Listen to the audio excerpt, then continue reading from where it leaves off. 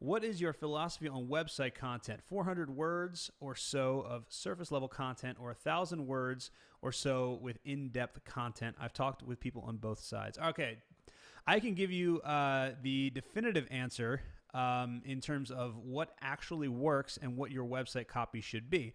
And I know it's the definitive answer because we went through a couple years ago and tested this with our clients, about 50 websites, and we got the same result for every website. So I know this is correct.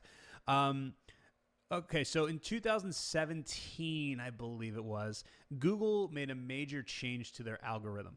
And they added something called the Panda. There's a Panda update, which basically deals with the overall quality of your website.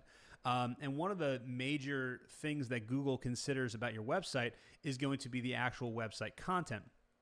So what we kind of realized is that these websites that had this really thin, like kind of low quality, short content, like 300 to 500 word blog posts that really didn't provide a lot of substance, and they were just kind of there for the purpose of being there, not for actually, they didn't actually solve any problems. They didn't help anyone. They were just kind of blah, And what we found is that websites that had a lot of that content actually scored lower on Google's quality score. And what we did is we went through and we got rid of all of that low quality, crappy content, and website traffic went through the roof.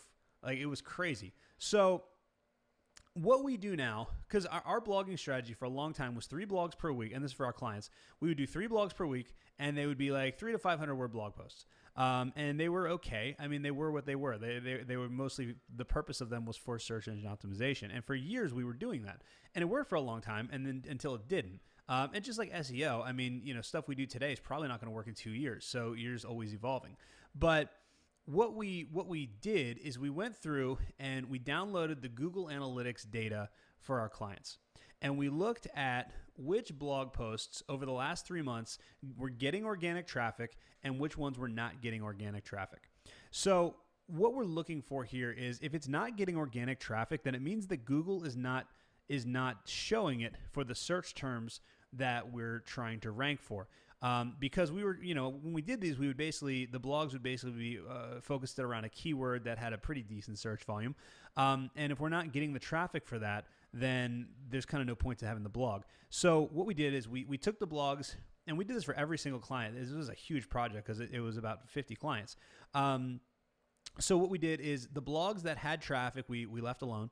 And the blogs that had no visits over the last 3 months, no organic visits over the last 3 months, and did not have any backlinks to them, we actually got rid of those. And what we did is we either deleted them if it was just kind of crappy content, or we added them to other blogs and expanded and made better content. And what ended up happening is traffic went through the roof. So the answer to the question of what is your philosophy on website content, 400 words or so, I don't really look at website content from numbers. Typically, what ends up happening is, what we do is, now we write 1 blog post per month for our clients, but it's a very well-written, well-researched blog post that actually helps people solve a problem. So I focus less on number of words and more on, is this blog post actually a useful piece of content? And what ends up happening is you typically end up around 750 to 1,000 words, maybe a little longer, just because of the fact that it's useful. But we typically don't really write blog posts just to satisfy a certain word count. I write them more to satisfy, is this a helpful piece of information that when someone that someone is actually going to read, and when they read it, they're actually going to be benefited by it. And for a long time, everybody's always like, oh, if you want more traffic, just write better content. Like, I used to hate that crap because it was stupid. But now it's actually like, now it kind of actually is really the way to do it, because there's so many engagement signals that Google uses, like, bounce rate and stuff like that. If someone goes to your blog post, if somebody goes to Google, searches for something, goes to your website, and then immediately bounces back, that's not a good sign. Google looks at that as the content there is not very good. And if you've got these generic blog posts that are just kind of, just thrown together for whatever, just for the sake of ranking for a keyword, that's usually what's going to happen a lot. And when that happens, website rankings and your quality score goes down, and it just kind of is a downhill spiral from there. So I wouldn't worry too much about word count. I'd focus more on the quality.